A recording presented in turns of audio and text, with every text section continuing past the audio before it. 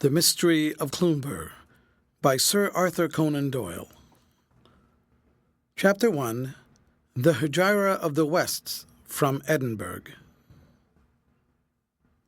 I, John Fothergill West, student of law in the University of St. Andrews, have endeavored in the ensuing pages to lay my statement before the public in a concise and businesslike fashion. It is not my wish to achieve literary success, nor have I any desire by the graces of my style or by the artistic ordering of my incidents to throw a deeper shadow over the strange passages of which I shall have to speak. My highest ambition is that those who know something of the matter should, after reading my account, be able to conscientiously endorse it, without finding a single paragraph in which I have either added to or detracted from the truth. Should I attain this result, I shall rest amply satisfied with the outcome of my first and probably my last venture in literature. It was my intention to write out the sequence of events in due order, depending on trustworthy hearsay, when I was describing that which was beyond my own personal knowledge. I have now, however, through the kind cooperation of friends, hit upon a plan which promises to be less onerous to me and more satisfactory to the reader. This is nothing less than to make use of the various manuscripts which I have by me bearing upon the subject, and to add to them the first-hand evidence contributed by those who had the best opportunities of knowing Major General J.B. Heatherstone. In pursuance of this design, I shall lay before the public the testimony of Israel Stakes, formerly coachman at Cloomber Hall, and of John Easterling, F.R.C.P. Edinburgh, now practicing at Stranraer in Wigtownshire. To these I shall add a verbatim account extracted from the journal of the late John Berthier Heatherstone of the events which occurred in the Thull Valley in the autumn of 1941, towards the end of the First Afghan War, with a description of the skirmish in the Taratha defile, and of the death of the man Gulab Shah. To myself, I reserve the duty of filling up all the gaps and chinks which may be left in the narrative. By this arrangement, I have sunk from the position of an author to that of a compiler, but on the other hand, my work has ceased to be a story and has expanded into a series of affidavits. My father, John Hunter West, was a well-known Oriental and Sanskrit scholar, and his name is still of weight with those who are interested in such matters. He it was who first, after Sir William Jones, called attention to the great value of early Persian literature, and his translations from the Hafiz and from Feriduddin Attar have earned the warmest commendations from the Baron von Hammer-Purgstall of Vienna and other distinguished continental critics.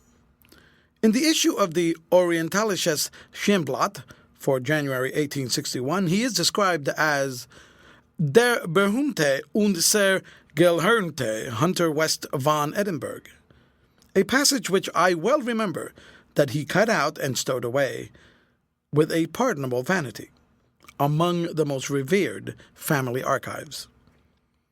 He had been brought up to be solicitor, or writer to the signet, as it is termed in Scotland, but his learned hobby absorbed so much of his time that he had little to devote to the pursuit of his profession. When his clients were seeking him at his chambers in George Street, he was buried in the recesses of the Advocate's Library, or poring over some mouldy manuscript at the Philosophical Institution, with his brain more exercised over the code which Menu prompted 600 years before the birth of Christ than over knotty problems of Scottish law in the 19th century. Hence, it can hardly be wondered at that as his learning accumulated, his practice dissolved, until at the very moment when he had attained the zenith of his celebrity, he had also reached the nadir of his fortunes.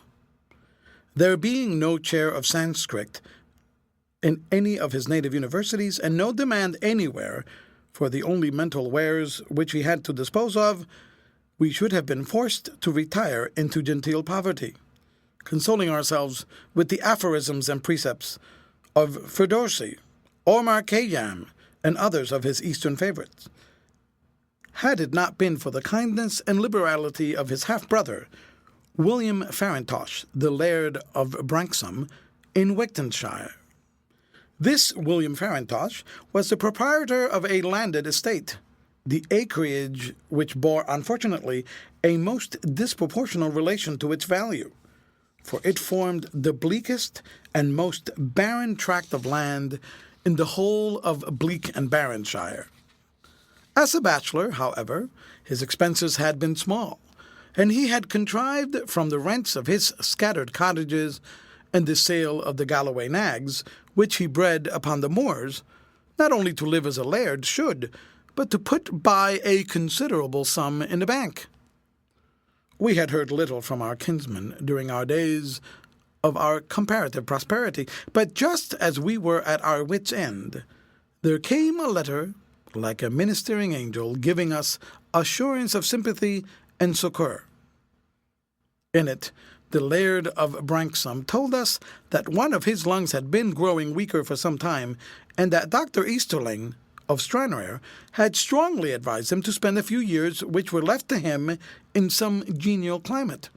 He had determined, therefore, to set out for the south of Italy, and he begged that we should take up our residence at the Branksome in his absence, and that my father should act as his land steward and agent at a salary which placed us above all fear of want. Our mother had been dead for some years, so that there were only myself, my father, and my sister Esther to consult, and it may be readily imagined that it did not take us long to decide upon the acceptance of the Laird's generous offer.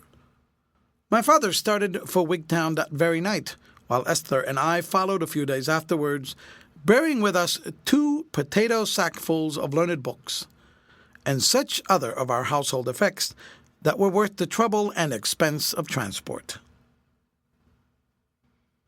End of chapter, read by Jorge Acosta for Lit2Go on the web at fcit.usf.edu.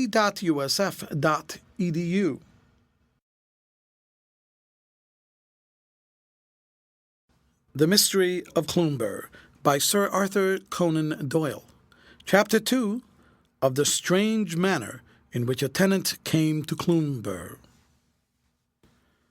Branksome might have appeared a poor dwelling-place when compared with the house of an English squire, but to us, after our long residence in stuffy apartments, it was of regal magnificence.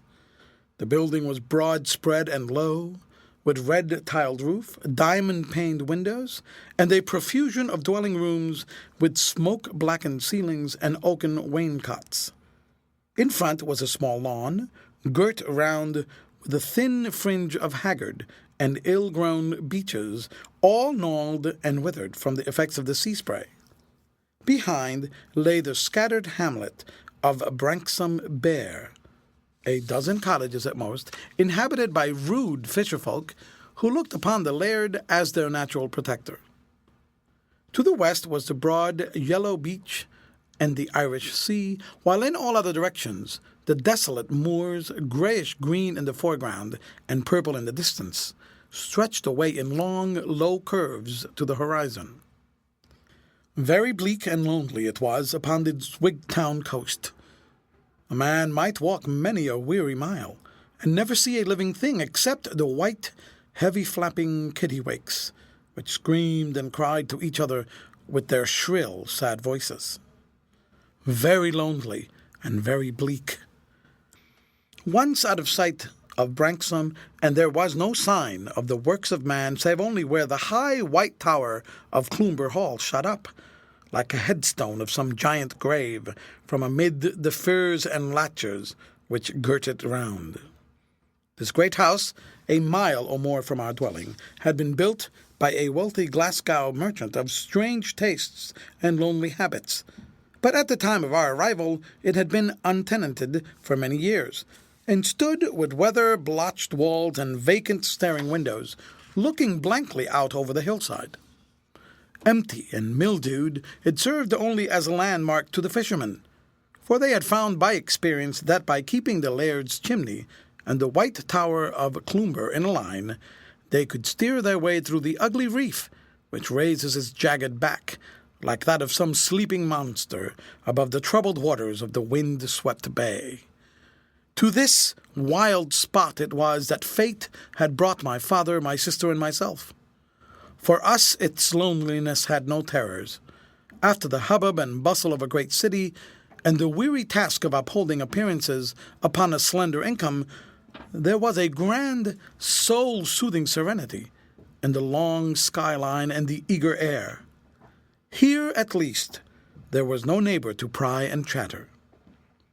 The laird had left his phaeton and 2 ponies behind him, with the aid of which my father and I would go the round of the estate, doing such light duties as fall to an agent, or factor, as it was there called, while our gentle Esther looked to our household needs and brightened the dark old building. Such was our simple, uneventful existence until the summer night when an unlooked-for incident occurred which proved to be the herald of those strange doings which I have taken up my pen to describe. It had been my habit to pull out of an evening in the laird's skiff and to catch a few whiting which might serve for our supper. On this well-remembered occasion my sister came with me, sitting with her book in the stern sheets of the boat while I hung my lines over the bows. The sun had sunk down behind the rugged Irish coast, but a long bank of flushed cloud still marked the spot, and cast a glory upon the waters. The whole broad ocean was seamed and scarred with crimson streaks. I had risen in the boat, and was gazing round in delight at the broad panorama of shore and sea and sky, when my sister plucked at my sleeve with a little sharp cry of surprise. "See, John," she cried, "there is a light in Cloomber Tower." I turned my head and stared back at the tall white turret which peeped out above the belt of trees. As I gazed, I distinctly saw at one of the windows the glint of a light, which suddenly vanished, and then shone out once more from another higher up. There it flickered for some time, and finally flashed past 2 successive windows underneath, before the trees obscured our view of it. It was clear that someone bearing a lamp or a candle had climbed up the tower stairs, and had then returned into the body of the house. "Who in the world can it be?" I exclaimed, speaking rather to myself than to Esther, for I could see by the surprise upon her face that she had no solution to offer. "Maybe some of the folk from Branksome Bear have wanted to look over the place." My sister shook her head. "There is not one of them would dare to set foot within the avenue gates," she said. "Besides, John, the keys are kept by the house agent at Wigtown. Were they ever so conscious, none of our people could find their way in." When I reflected upon the massive door and ponderous shutters which guarded the lower story of Cloomber, I could not but admit the force of my sister's objection. The untimely visitor must either have used considerable violence in order to force his way in, or he must have obtained possession of the keys. Piqued by the little mystery, I pulled for the beach with the determination to see for myself who the intruder might be and what were his intentions. Leaving my sister at Branksome and summoning Seth Jamieson, an old man-o'-war's man and one of the stoutest of the fishermen, I set off across the moor with him through the gathering darkness. "It has a grid name after dark, yon hoose," remarked my companion, slackering his pace perceptibly as I explained to him the nature of our errand. "It's no for nothing that him what owns it won a gang within a Scotch mile of it." "Well, Seth, there is someone who has no fears about going into it," said I, pointing to the great white building which flickered up in front of us through the gloom. The light which I had observed from the sea was moving backwards and forward, past the lower floor windows, the shutters of which had been removed. I could now see that a second, fainter light followed a few paces behind the other. Evidently, 2 individuals, the one with a lamp and the other with a candle or rushlight, were making a careful examination of tile building. "Let ilka man blow his ain pericht," said Seth Jamieson doggedly, coming to a dead stop. "What is it to us if Wayne Buggle minds to talk a fancy to Cloomber? It's no canny to middle with such things." "Why, man," I cried, "you don't suppose a wraith came here in a gig? What are those lights away yonder by the avenue gates?" "The lamp's a gig, sure enough," exclaimed my companion in a less lugubrious voice. "Let's steer for it, Master West, and speer where she hails firm." At this time night had closed in, save for a single long narrow slit in the westward. Stumbling across the moor together, we made our way into the Wigtown road, at the point where the high stone pillars marked the entrance to the Cloomber Avenue. A tall dog-cart stood in front of the gateway, the horse browsing upon the thin border of grass which skirted the road. "It's a rich," said Jamieson, taking a close look at the deserted vehicle. "I can wheel it. It belongs to Maister McNeil, the factor body for Wigtown, him that keeps the keys." "Then we might as well have speech with him now that we're here," I answered. "They are coming down, if I am not mistaken." As I spoke, we heard the slam of the heavy door, and within a few minutes, two figures, the one tall and angular, the other short and thick, came towards us through the darkness. They were talking so earnestly that they did not observe us until they had passed through the avenue gate. "Good evening, Mr. McNeil," said I, stepping forward and addressing the Wigtown factor, with whom I had some slight acquaintance. The smaller of the two turned his face to me as I spoke, and showed me that I was not mistaken in his identity. But his taller companion sprang back and showed every sign of violent agitation. "What is this, McNeil?" I heard him say in a gasping, choking voice. "Is this your promise? What is the meaning of it?" "Don't be alarmed, General, don't be alarmed," said the little fat factor in a soothing fashion, as one might speak to a frightened child. "This is young Mr. Fothergill West, of Branksome, though what brings him up here tonight is more than I can understand. However, as you are to be neighbors, I can't do better than take the opportunity to introduce you to each other. Mr. West, this is General Heatherstone, who is about to take lease of Cloomber Hall." I held out my hand to the tall man, who looked it in a hesitating, half-reluctant fashion. "I came up," I explained, "because I saw your lights in the windows, and I thought that something might be wrong. I am very glad I did so, since it has given me the chance of making the General's acquaintance." Whilst I was talking, I was conscious that the new tenant of Cloomber Hall was peering at me very closely through the darkness. As I concluded, he stretched out a long, tremulous arm and turned the gig lamp in such a way as to throw a flood of light upon my face. "Good heavens, McNeil!" he cried in the same quivering voice as before. "The fellow is as brown as chocolate. He's not an Englishman. You're not an Englishman, you, sir." "I'm a Scotchman, born and bred," I said, with an inclination to laugh, which was only checked by my new acquaintance's obvious terror. "A Scotchman, eh?" said he with a sigh of relief. "It's all one nowadays. You must excuse me, Mr. West. I'm nervous, infernally nervous. Come along, McNeil. We must be back in Wigtown in less than an hour. Good night, gentlemen, good night." The two clambered into their places, the factor cracked his whip, and the high dog-cart clattered away through the darkness, casting a brilliant tunnel of yellow light on either side of it, until the rumble of its wheels died away in the distance. "What do you think of our new neighbor, Jamieson?" I asked after a long silence. "'Deed, Mr. West, he seems, as he says to himself, to be vera nervous. Maybe his conscience is out of order." "His liver, more likely," said I. "He looks as if he had tried his constitution a bit. But it's blowing chill, Seth, my lad, and it's time both of us were indoors." I bade my companion good night and struck off across the moors for the cheery, ruddy light which marked the parlour windows of Branksome. End of chapter. Read by Jorge Acosta for Lit2Go. On the web at fcit.usf.edu.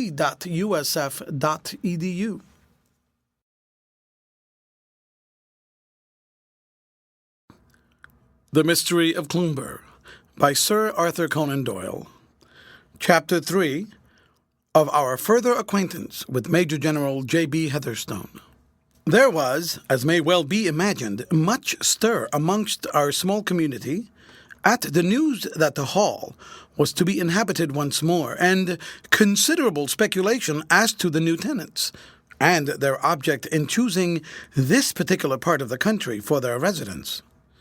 It speedily became apparent that whatever their motives might be, they had definitely determined upon a lengthy stay, for relays of plumbers and joiners came from Wigtown, and there was hammering and repairing going on from morning till night.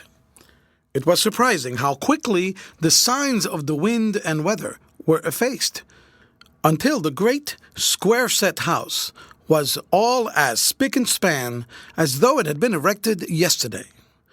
There were abundant signs that money was no consideration to General Heatherstone, and that it was not on the score of retrenchment that he had taken up his abode among us. "It may be that he's devoted to study," suggested my father, as we discussed the question round the breakfast table. "Perhaps he has chosen this secluded spot to finish some magnum opus upon which he is engaged. If that is the case, I should be happy to let him have the run of my library." Esther and I laughed at the grandiloquent manner in which he spoke of the 2 potato sacksful of books. "It may be as you say," said I, "but the General did not strike me during our short interview as being a man who was likely to have any very pronounced literary tastes. If I might hazard a guess, I should say that he is here upon medical advice, in the hope that the complete quiet and fresh air may restore his shattered nervous system. If you had seen how he glared at me, and the twitching of his fingers, you would have thought it needed some restoring." "I do wonder whether he has a wife and a family," said my sister. "Poor souls, how lonely they will be. Why, excepting ourselves, there is not a family that they could speak to for 7 miles and more."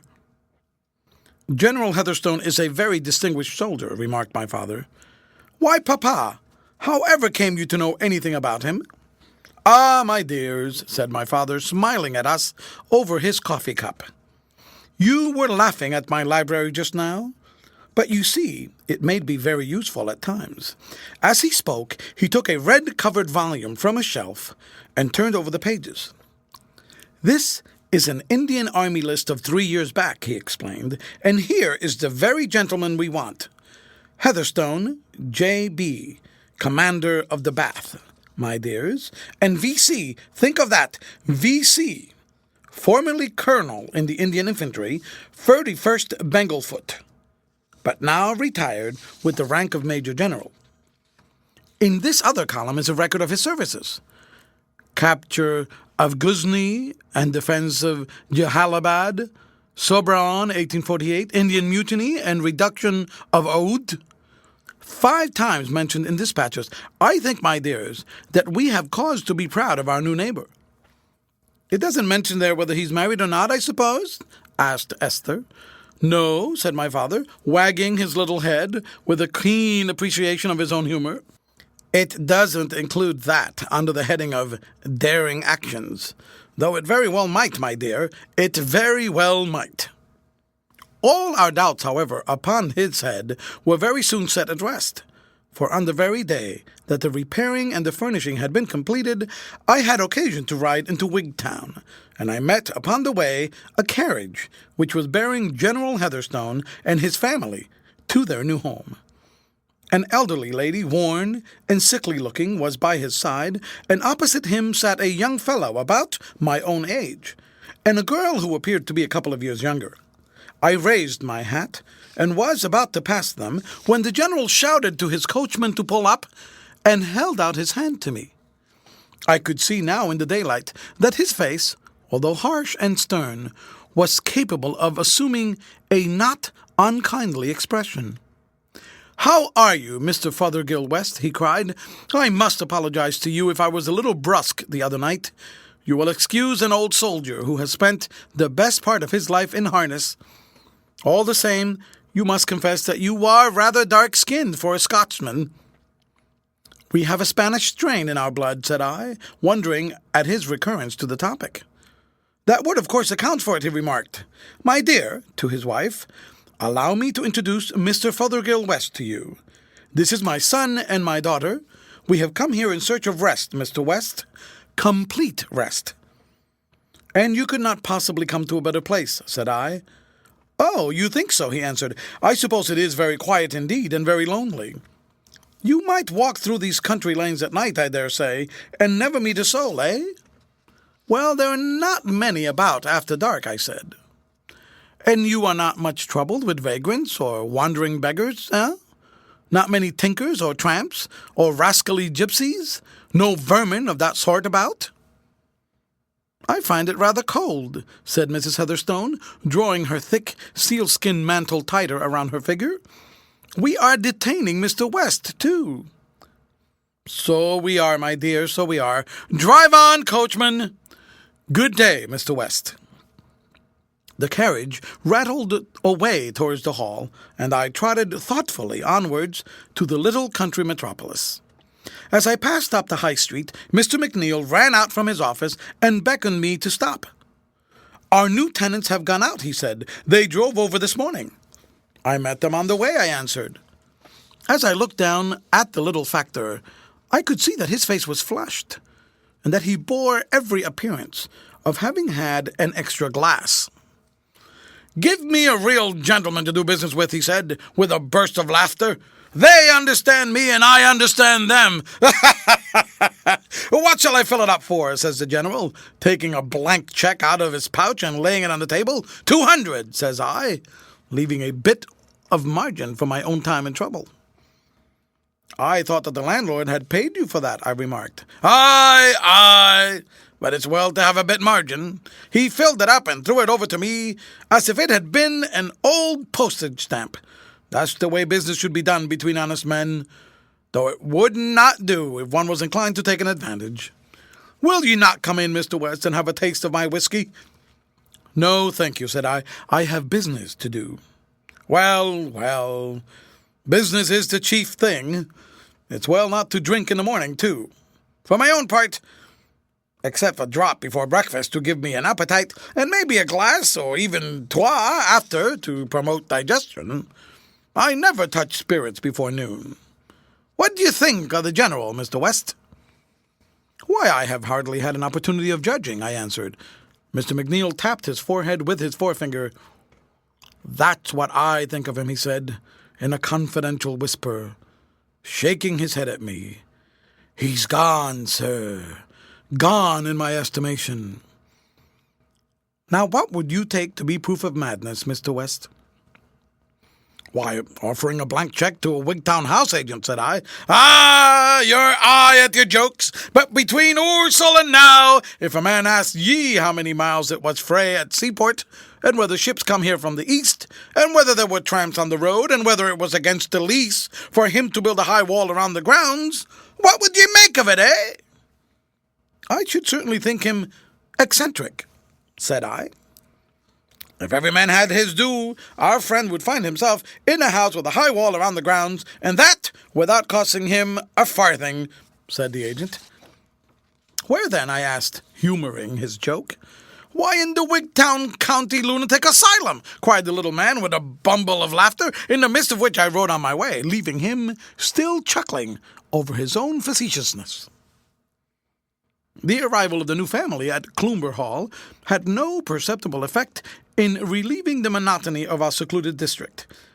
For instead of entering into such simple pleasures as the country had to offer, or interesting themselves, as we had hoped, in our attempts to improve the lot of our poor crofters and fisher folk, they seemed to shun all observation, and hardly ever to venture beyond the avenue gates. We soon found, too, that the factor's words as to the inclosing of the grounds were founded upon fact, for gangs of workmen were kept hard at work from early in the morning until late at night in erecting a high wooden fence around the whole estate. When this was finished and topped with spikes, Cloomber Park became impregnable to anyone but an exceptionally daring climber. It was as if the old soldier had been so imbued with military ideas that, like my Uncle Toby, he could not refrain, even in times of peace, from standing upon the defensive. Stranger still, he had victualled the house, as if for a siege. For Bergby, the chief grocer of Wigtown, told me himself in a rapture of delight and amazement that the general had sent him an order for hundreds of dozens of every imaginable potted meat and vegetable. It may be imagined that all these unusual incidents were not allowed to pass without malicious comment. Over the whole countryside and as far away as the English border, there was nothing but gossip about the new tenants of Cloomber Hall, and the reasons which had led them to come among us. The only hypothesis, however, which the bucolic mind could evolve was that which had already occurred to Mr. McNeill the factor, namely, that the old general and his family were one and all afflicted with madness, or, as an alternative conclusion, that he had committed some heinous offense, and was endeavoring to escape the consequences of his misdeeds. These were both natural suppositions under the circumstances, but neither of them appeared to me to commend itself as true explanation of the facts. It is true that General Heatherstone's behavior on the occasion of our first interview was such as to suggest some suspicion of mental disease, but no man could have been more reasonable or more courteous than he had afterwards shown himself to be. Then again, his wife and children led the same secluded life that he did himself, so that the reason could not be one peculiar to his own health. As to the possibility of his being a fugitive from justice, that theory was even more untenable. Wigtownshire was bleak and lonely, but it was not such an obscure corner of the world that a well-known soldier could hope to conceal himself there, nor would a man who feared publicity set everyone's tongue wagging as the general had done. On the whole, I was inclined to believe that the true solution of the enigma lay in his own allusion to the love of quiet, and that they had taken shelter here with an almost morbid craving for solitude and repose.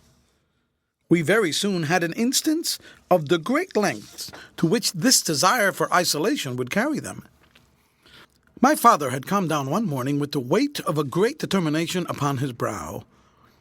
"You must put on your pink frock today, Esther," said he, "and you, John, must make yourself smart, for I have determined that the three of us shall drive round this afternoon and pay our respects to Mrs. Heatherstone and the General." "A visit to Cloomber?" cried Esther, clapping her hands. "I am here," said my father, with dignity, "not only as the laird's factor, but also as his kinsman. In that capacity I am convinced that he would wish me to call upon these newcomers and offer them any politeness which is in our power. At present they must feel lonely and friendless. What says the great Ferdowsi? The choicest ornaments to a man's house are his friends. My sister and I knew by experience that when the old man began to justify his resolution by quotations from the Persian poets, there was no chance of shaking it. Sure enough, that afternoon saw the phaeton at the door, with my father perched upon the seat, with his second-best coat on and a pair of new driving gloves. "Jump in, my dears," he cried, cracking his whip briskly. "We shall show the General that he has no cause to be ashamed of his neighbors. Alas, pride always goes before a fall." Our well-fed ponies and shining harness were not destined that day to impress the tenants of Cloomber with a sense of our importance. We had reached the avenue gate, and I was about to get out and open it when our attention was arrested by a very large wooden placard, which was attached to one of the trees in such a manner that no one could possibly pass without seeing it. On the white surface of this board was printed in big, black letters the following hospitable inscription: "General and Mrs. Heatherstone have no wish to increase the circle of their acquaintance." We all sat gazing at this announcement for some moments in silent astonishment. Then Esther and I, tickled by the absurdity of the thing, burst out laughing. But my father pulled the ponies' heads round and drove home with compressed lips and a cloud of much wrath upon his brow. I have never seen the good man so thoroughly moved, and I am convinced that his anger did not arise from any petty feeling of injured vanity upon his own part, but from the thought that a slight had been offered to the Laird of Branksome, whose dignity he represented. End of chapter. Read by Jorge Acosta for Lit2Go. On the web at fcit.usf.edu.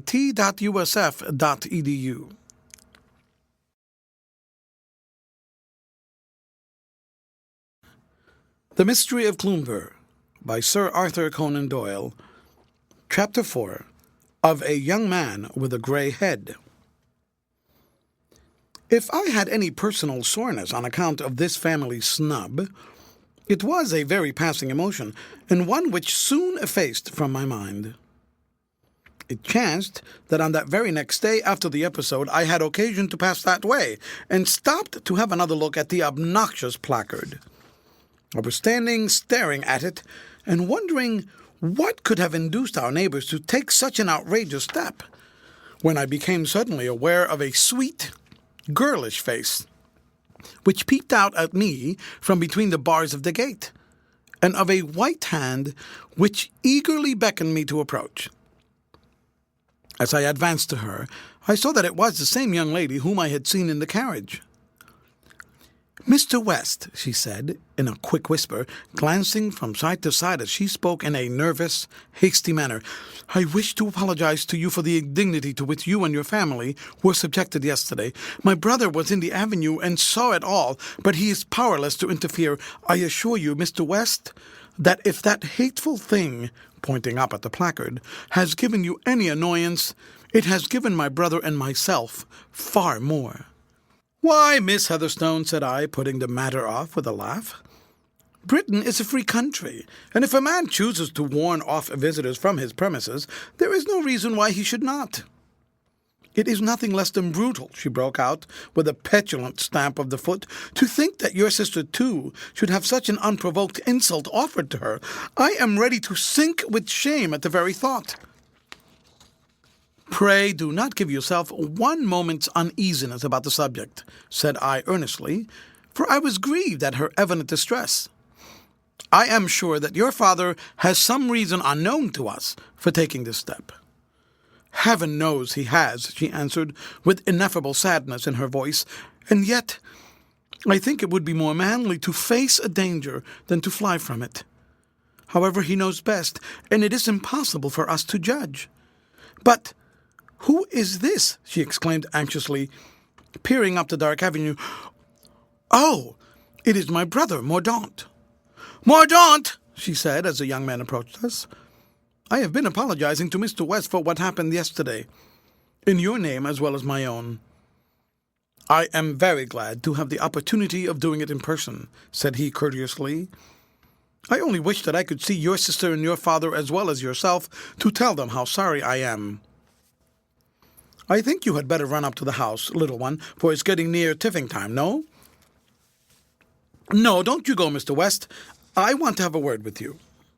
Miss Heatherstone waved her hand to me with a bright smile and tripped up the avenue, while her brother unbolted the gate and, passing through, closed it again, locking it upon the outside. "I'll have a stroll down the road with you if you have no objection. Have a manila." He drew a couple of cheroots from his pocket and handed one to me. "You'll find they're not bad," he said. "I became a connoisseur in tobacco when I was in India. I hope I am not interfering with your business in coming along with you." "Not at all," I answered. "I'm very glad to have your company." "I'll tell you a secret," said my companion. "This is the first time that I have been outside the grounds since we have been down here." "And your sister?" "He has never been out either," he answered. "I have given the governor the slip today, but he wouldn't half like it if he knew. It's a whim of his that we should keep ourselves entirely to ourselves. At least some people would call it a whim. For my own part, I have reason to believe that he has solid grounds for all he does, though perhaps in this matter he may be a little too exacting." "You must surely find it very lonely," said I. "Couldn't you manage to slip down at times and have a smoke with me? That house over yonder is Branksome." "Indeed, you are very kind," he answered with sparkling eyes. "I should dearly like to run over now and again. With the exception of Israel Steaks, our old coachman and gardener, I have not a soul that I can speak to." "And your sister, she must feel it even more," said I, thinking in my heart that my new acquaintance made rather too much of his own troubles and too little of those of his companion. "Yes, poor Gabriel feels it, no doubt," he answered carelessly. "But it's a more unnatural thing for a young man of my age to be cooped up in this way than for a woman. Look at me now. I am 23 next March, and yet I have never been to a university, nor to a school for that matter. I am as complete an ignoramus as any of these clodhoppers. It seems strange to you, no doubt, and yet it is so. Now don't you think I deserve a better fate?" He stopped as he spoke and faced round to me, throwing his palms forward in an appeal. As I looked at him, with the sun shining upon his face, he certainly did seem a strange bird to be cooped up in such a cage. Tall and muscular, with a keen dark face, and sharp, finely cut features, he might have stepped out of a canvas of Murillo or Velázquez. There were latent energy and power in his firm set mouth, his square eyebrows, and the whole pose of his elastic, well-knit figure. "There is the learning to be got from books and the learning to be got from experience," said I, sententiously. "If you have less of your share of the one, perhaps you have more of the other. I cannot believe you have spent all of your life in mere idleness and pleasure." "Pleasure?" he cried. "Pleasure? Look at this." He pulled off his hat, and I saw that his black hair was all decked and dashed with streaks of gray. "Do you imagine that this came from pleasure?" he asked, with a bitter laugh. "You must have had some great shock," I said, astonished at the sight. "Some terrible illness in your youth, or perhaps it arises from a more chronic cause. A constant gnawing anxiety. I have known men as young as you whose hair was gray." "Poor brutes," he muttered. "I pity them." "If you can manage to slip down to Branksome at times," I said, "perhaps you could bring Miss Heatherstone with you. I know that my father and my sister would be delighted to see her, and a change, if only for an hour or two, might do her good." "It would be rather hard for us both to get away together," he answered. "However, if I see a chance, I shall bring her down. It might be managed some afternoon, perhaps, for the old man indulges in a siesta occasionally." We had reached the head of the winding lane which branches off from the high road and leads to the laird's house. So my companion pulled up. "I must go back," he said abruptly, "or they will miss me. It's very kind of you, West, to take this interest in us. I am very grateful to you, and so will Gabrielle be, when she hears of your kind invitation. It's a real heaping of coals of fire after that infernal placard of my father's." He shook my hand and set off down the road, but he came running after me presently, calling me to stop. "I was just thinking," he said, "that you must consider us a great mystery up there at Cloomber. I dare say you have come to look upon it as a private lunatic asylum, and I can't blame you. If you are interested in the matter, I feel it is unfriendly upon my part not to satisfy your curiosity. But I have promised my father to be silent about it, and indeed if I were to tell you all that I know, you might not very much be the wiser after all. I would have you understand this, however, that my father is as sane as you or I, and that he has very good reasons for living the life which he does. I may add that his wish to remain secluded does not arise from any unworthy or dishonorable motives, but merely from the instinct of self-preservation." "He is in danger, then?" I ejaculated. "Yes, he is in constant danger." "But why does he not apply to the magistrates for protection?" I asked. "If he's afraid of anyone, he has only to name him, and they will bind him over to keep the peace." "My dear West," said the young Heatherstone, "the danger with which my father is threatened is one that cannot be averted by any human intervention. It is none the less very real, and possibly very imminent."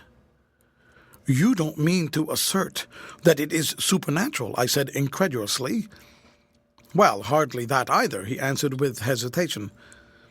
There He continued, I have said rather more than I should, but I know that you will not abuse my confidence. Goodbye. He took to his heels and was soon out of sight round the curve in a country road. A danger which was real and imminent, not to be averted by human means, and yet hardly supernatural. Here was a conundrum indeed. I had come to look upon the inhabitants of the Hall as mere eccentrics, but after what young Mordaunt Heatherstone had just told me, I could no longer doubt that some dark and sinister meaning underlay all their actions. The more I pondered over the problem, the more unanswerable did it appear, and yet I could not get the matter out of my thoughts. The lonely, isolated hall, and the strange impending catastrophe which hung over its inmates, appealed forcibly to my imagination. All that evening and late into the night, I sat moodily by the fire, pondering over what I had heard, and revolving in my mind the various incidents which might furnish me with some clue to the mystery. End of chapter, read by Jorge Acosta for Lit2Go, on the web at fcit.usf.edu.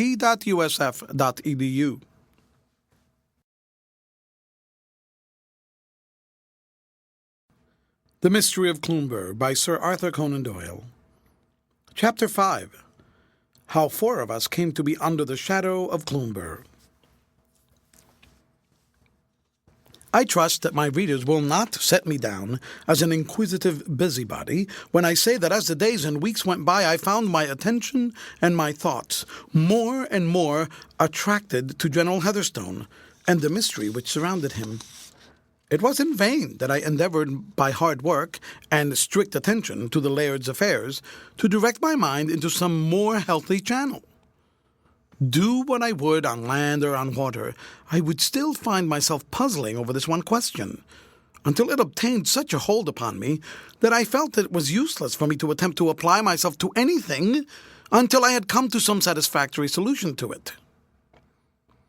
I could never pass the dark line of 5-foot fencing and the great iron gate with its massive lock, without pausing and racking my brain as to what the secret might be, which was shut in by that inscrutable barrier.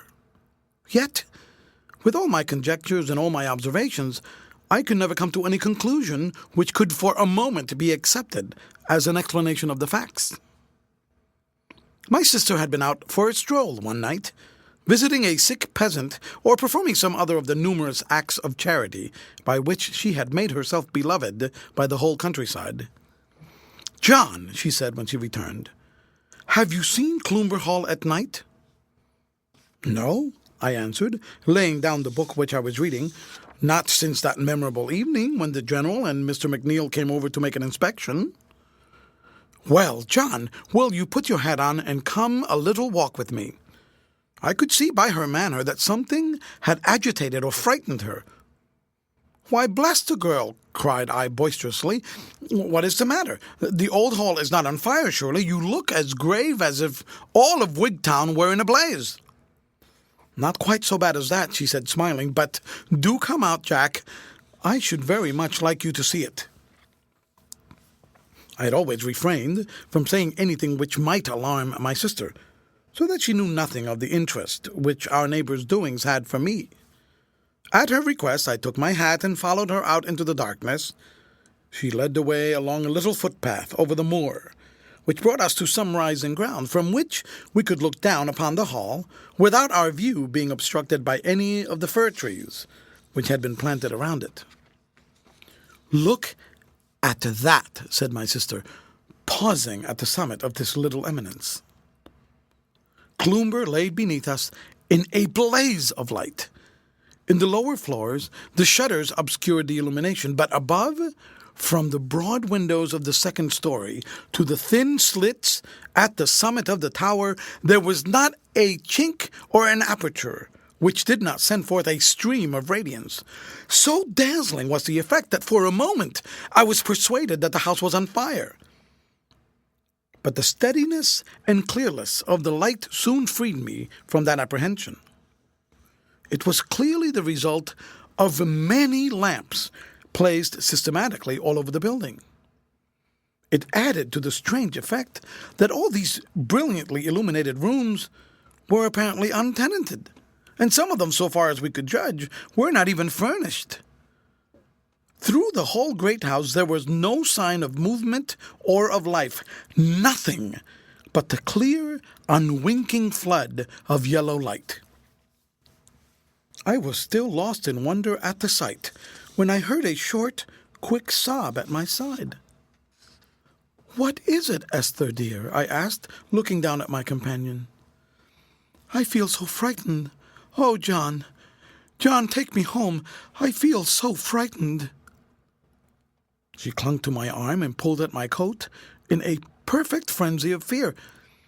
"It's all safe, darling," I said soothingly. "There is nothing to fear. What has upset you so?"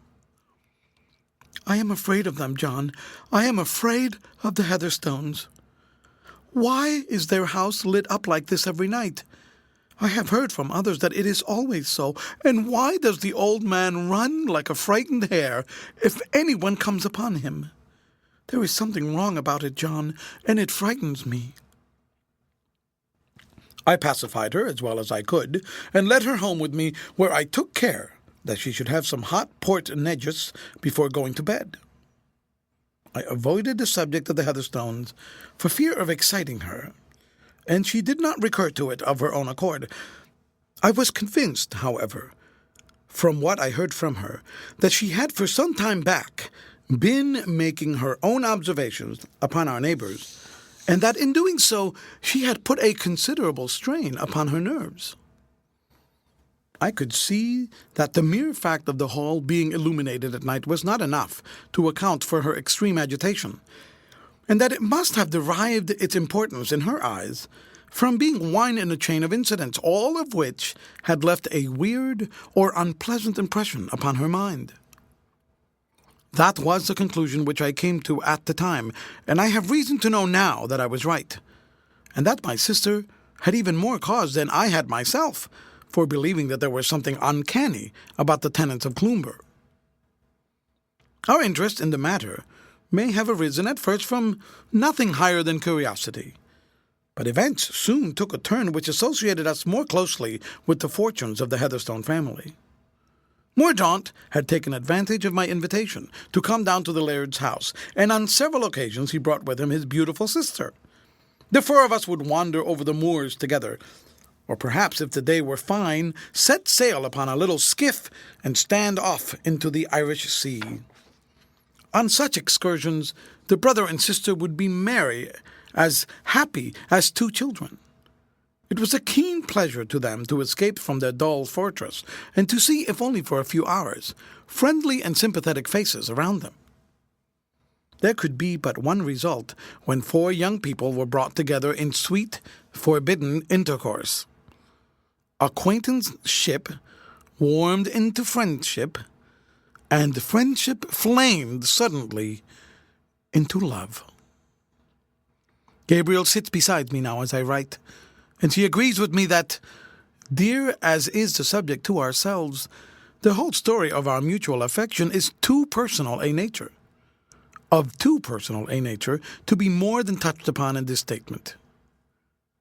Suffice it to say that within a few weeks of our first meeting, Mordaunt Heatherstone had won the heart of my clear sister, and Gabrielle had given me that pledge which death itself will not be able to break.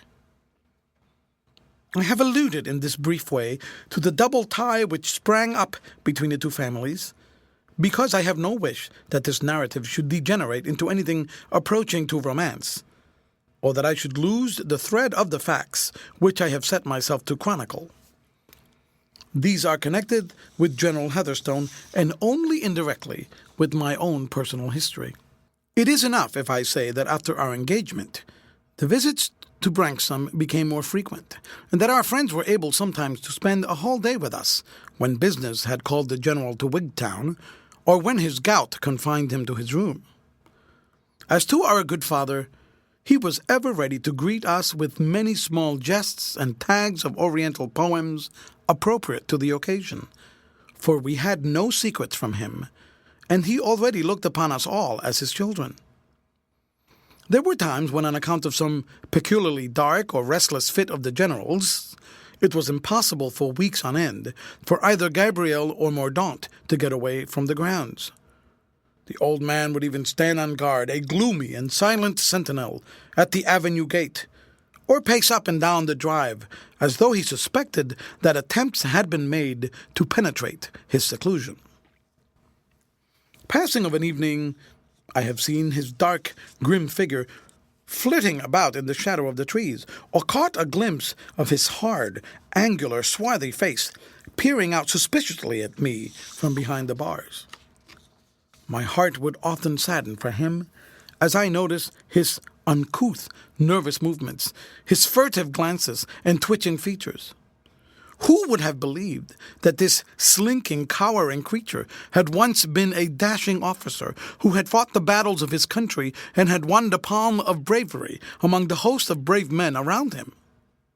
In spite of the old soldier's vigilance, we managed to hold communication with our friends. Immediately behind the hall, there was a spot where the fencing had been so carelessly erected that two of the rails could be removed without difficulty, leaving a broad gap, which gave us the opportunity for many a stolen interview, though they were necessarily short, for the general's movements were erratic, and no part of the grounds was secure from his visitations. How vividly one of these hurried meetings rises before me. It stands out clear, peaceful, and distinct amid the wild, mysterious incidents which were destined to lead up to the terrible catastrophe which has cast a shade over our lives. I can remember that as I walked through the fields, the grass was damp with the rain of the morning, and the air was heavy with the smell of the fresh-turned earth.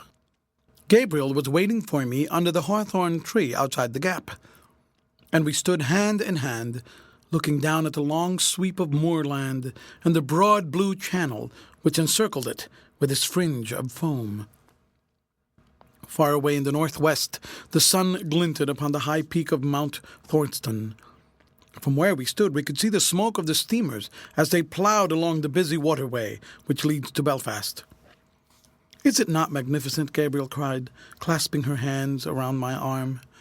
"Ah, John, why are we not free to sail away over these waters together, and leave all our troubles behind us on the shore?" "And what are the troubles which you would leave behind you, dear one?" I asked. "May I not know them, and help you to bear them?" "I have no secrets from you, John," she answered. "Our chief trouble is, as you may guess, our poor father's strange behavior. Is it not a sad thing for all of us that a man who has played such a distinguished part in the world should skulk from one obscure corner of the country to another, and should defend himself with locks and barriers as though he were a common thief flying from justice? This is a trouble, John, which is out of your power to alleviate." "But why does he do it, Gabriel?" I asked. "I cannot tell," she answered frankly. "I only know that he imagines some deadly danger to be hanging over his head, and that this danger has incurred by him during his stay in India. What its nature may be, I have no more idea than you have." "Then your brother has," I remarked. "I am sure from the way in which he spoke to me about it one day that he knows what it is, and that he looks upon it as real." "Yes, he knows, and so does my mother," she answered. "But they have always kept it secret from me. My poor father is very excited at present. Day and night he is in agony of apprehension. But it will soon be the 5th of October, and after that he will be at peace." "How do you know that?" I asked in surprise. "By experience," she answered gravely. "On the 5th of October, these fears of his come to a crisis. For years back he has been in the habit of locking Mordaunt and myself up in our rooms on that date, so that we have no idea what occurs. But we have always found that he has been much relieved afterwards, and has continued to be comparatively in peace, until that day begins to draw around again." "Then you have only 10 days or so to wait," I remarked, for September was drawing to a close. "By the way, dearest, why is it that you light up all your rooms at night?" You have noticed it then, she said. It comes also from my father's fears. He does not like to have one dark corner in the whole house. He walks about a good deal at night and inspects everything, from the attics right down to the cellars. He has large lamps in every room and corridor, even the empty ones, and he orders the servants to light them all at dusk. I am rather surprised that you manage to keep your servants, I said, laughing. The maids in these parts are a superstitious class, and their imaginations are easily excited by anything which they don't understand. The cook and both housemaids are from London and are used to our ways. We pay them on a very high scale to make up for any inconvenience to which they may be put. Israel Stakes, the coachman, is the only one who comes from this part of the country, and he seems to be a stolid, honest fellow who is not easily scared. Poor little girl, I exclaimed, looking down at the slim, graceful figure by my side. This is no atmosphere for you to live in. Why will you not let me rescue you from it? Why won't you allow me to go straight and ask the general for your hand? At the worst, he could only refuse. She turned quite haggard and pale at the very thought. For heaven's sake, John, she cried earnestly, do nothing of the kind. He would whip us all away in the dead of the night, and within a week we should be settling down again in some wilderness where we might never have a chance of seeing or hearing from you again. Besides, he never would forgive us for venturing out of the grounds. I don't think that he is a hard-headed man, I remarked. I have seen a kindly look in his eyes for all his stern face. He can be the kindest of fathers, she answered, but he is terrible when opposed or thwarted. You have never seen him so, and I trust you never will. It was that strength of will and impatience of opposition which made him such a splendid officer. I assure you that in India everyone thought a great deal of him. The soldiers were afraid of him, but they would have followed him anywhere. And had he these nervous attacks then? Occasionally, but not nearly so acutely. He seems to think that the danger, whatever it may be, becomes more imminent every year. Oh, John, it is terrible to be waiting like this with a sword over our heads, and all the more terrible to me since I have no idea where the blow is to come from. Dear Gabriel, I said, taking her hand and drawing her to my side, look over all this pleasant countryside and the broad blue sea. Is it not all peaceful and beautiful? In these cottages with their red-tiled roofs, peeping out from the grey moor, there live none but simple, God-fearing men who toil hard at their crafts and bear enmity to no man. Within 7 miles of us is a large town, with every civilized appliance for the preservation of order. 10 miles farther there is a garrison quartered, and the telegram would at any time bring down a company of soldiers. Now I ask you, dear, in the name of common sense, what conceivable danger could threaten you in this secluded neighborhood? With the means of help so near, you assure me that the peril is not connected with your father's health? No, I am sure of that. It is true that Dr. Easterling of Stranraer has been over to see him once or twice, but that was merely for some small indisposition. I can assure you that the danger is not to be looked for in that direction. Then I can assure you, said I, laughing, that there is no danger at all. It must be some strange monomania or hallucination. No other hypothesis will cover the facts. Would my father's monomania account for the fact of my brother's hair turning gray, and my mother wasting away to a mere shadow? Undoubtedly, I answered. The long-continued worry of the general's restlessness and irritability would produce those effects on sensitive natures. No, no, said she, shaking her head sadly. I have been exposed to his restlessness and irritability, but they have had no such effect on me. The difference between us lies in the fact that they know this awful secret, and I do not. My dear girl, said I, the days of family apparitions of that kind of thing are gone. Nobody's haunted nowadays, so we can put that supposition out of the question. Having done so, what remains? There is absolutely no other theory which could even be suggested. Believe me, the whole mystery is that the heat of India has been too much for your poor father's brain." What she would have answered I cannot tell, for at that moment she gave a start, as if some sound had fallen upon her ear. As she looked round apprehensively, I suddenly saw her features become rigid, and her eyes fixed and dilated. Following the direction of her gaze, I felt a sudden thrill of fear pass through me, as I perceived a human face surveying us from behind one of the trees. A man's face, every feature of which was distorted by the most malignant hatred and anger. Finding himself observed, he stepped out and advanced toward us, when I saw that it was none other than the general himself. His beard was all abristle with fury, and his deep-set eyes glowed from under their heavily veined lids with a most sinister and demoniacal brightness.